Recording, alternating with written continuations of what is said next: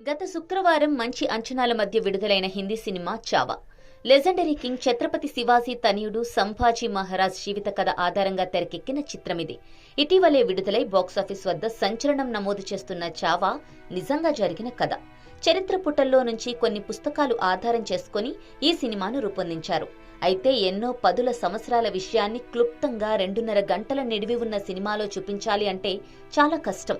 అయితే చరిత్రలో ఉన్నది ఉన్నట్టుగా కాకుండా కొంత సినిమాటిక్లు బట్టి తీసుకున్నారు.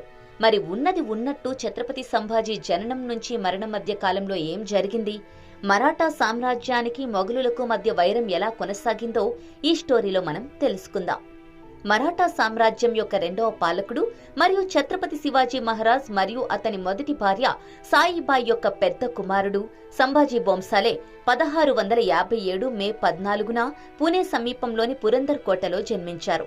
1659లో సాయిబాయి మరణం తరువాత అతను ఛత్రపతి శివాజీ మహారాజ్ తల్లి బీజాబాయి చేత పెంచబడ్డారని చెబుతారు.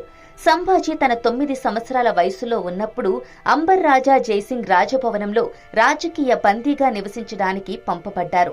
దీనికి గల కారణం 1665లో మొఘలులతో సంతకం చేసిన పురందర్ ఒప్పందాన్ని పాటిస్తానని హామీ ఇచ్చిన క్రమంలో ఛత్రపతి శివాజీ మహారాజ్ ఇలా చేయాల్సి వచ్చింది. ఆ విధంగా 1666లో ఛత్రపతి శివాజీ మహారాజ్ మరియు సంభాజీ మొఘల్ చక్రవర్తి ఔరంగజేబు ఆస్థానంలో హాజరయ్యారు. ఔరంగజేబు వారిద్దరిని గృహ నిర్బంధంలో ఉంచాడు. అయితే 2 నెలల తర్వాత తండ్రి కొడుకులు అక్కడి నుంచి తప్పించుకున్నారు. అనంతరం 2 వైపులా రాజీ కుదిరింది. ఆ తరువాత 1666 మరియు 1670 మధ్య కాలంలో కొంతకాలం ఈ స్నేహం కొనసాగింది. ఈ కాలంలో బీజాపూర్ సుల్తాన్కు వ్యతిరేకంగా మొఘలులకు మద్దతు ఇవ్వడానికి సంభాజీ తన తండ్రితో కలిసి పోరాడాడు. ఛత్రపతి శివాజీ మహారాజ్ 1680 ఏప్రిల్లో మరణించిన తరువాత సంభాజీ సవతి సోదరుడు రాజారాంను రాజుగా పట్టాభిషేకం చేయడానికి మరాఠా ఆస్థానంలోని కొంతమంది మంత్రులు ప్రయత్నాలు చేశారు. రాజారాం ఛత్రపతి శివాజీ మహారాజ్ భార్య సోయారాబాయికి 2వ కుమారుడు. అయితే సంభాజీ ఆ కుట్రను గ్రహించి పన్హాలా మరియు రాయ్గఢ్ కోటలను స్వాధీనం చేసుకున్నారు. అలా 1680 జూలై 20న సంభాజీ ఛత్రపతిగా పట్టాభిషేకం చేయబడ్డారు. సింహాసనాన్ని అధిరోహించిన తరువాత సంభాజీ వివిధ పొరుగు రాజ్యాలపై తన సైనిక ప్రచారాలను ప్రారంభించాడు. అయితే తన తండ్రిలా కాకుండా సంభాజీ తన సైనికులకు జయించిన ప్రాంతాలను దోచుకోవడానికి అనుమతించాడు. ఈ క్రమంలో బుర్హాన్పూర్ పై దాడితో మొఘలులతో తరచుగా ఘర్షణలు జరిగేవి. జంజీరాలోని సిద్ధిలతో మరియు గోవాలోని పోర్చుగీసులతో కూడా సంభాజీకి ఘర్షణలు జరిగాయి. ఆంగ్లేయుల ఆయుధాలు మరియు గన్ పౌడర్ అవసరాన్ని గ్రహించి 1684లో ఆంగ్లేయులతో ఒక ఒప్పందంపై సంతకం చేశాడు సంభాజీ.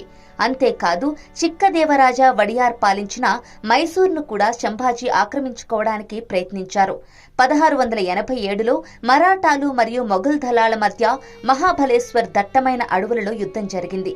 ఈ యుద్ధంలో మొఘలులు ఓడిపోయినప్పటికీ మరాఠాలు తమ సైన్యాధ్యక్షుడు హంబీరావు మోహితేను కోల్పోయారు. ఇది వారికి పెద్ద దెబ్బగా మారింది.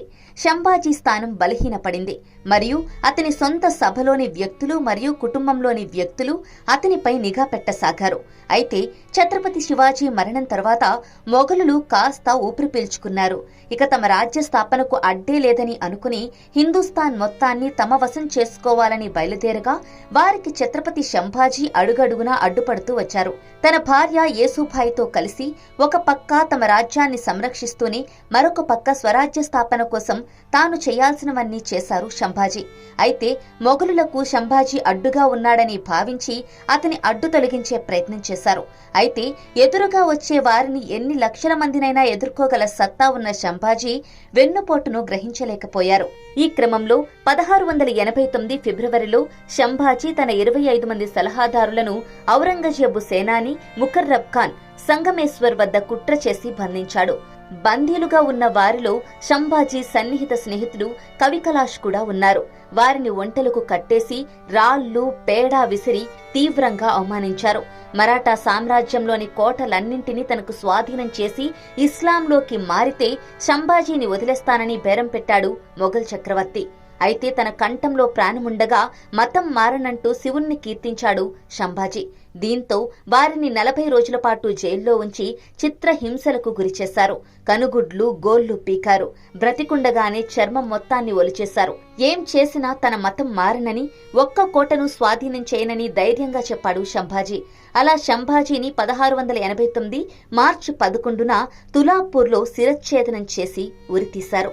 అయితే అంతటితో ఔరంగజేబు కోపం చల్లారలేదు. సంభాజీ పార్థివ దేహాన్ని ముక్కలు ముక్కలు చేసి నదిలో పారేయమన్నాడు. అయితే అక్కడికి దగ్గరలోని వధూ గ్రామస్తులు నదిలోకి దిగి సంభాజీ శరీర ఖండాలను వెతికి తీసి దొరికిన వాటిని అతికించి ఘనంగా అంతిమ సంస్కారాలు జరిపించారు. అయితే తన తండ్రికి ఛత్రపతి బిరుదం ఉన్నట్టే సంభాజీని ధర్మవీర్గా గౌరవిస్తారు. అయితే సంభాజీ మరణం తర్వాత ఆ సింహాసనాన్ని 1వ రాజారాం భోంస్లే అధిష్ఠించారు.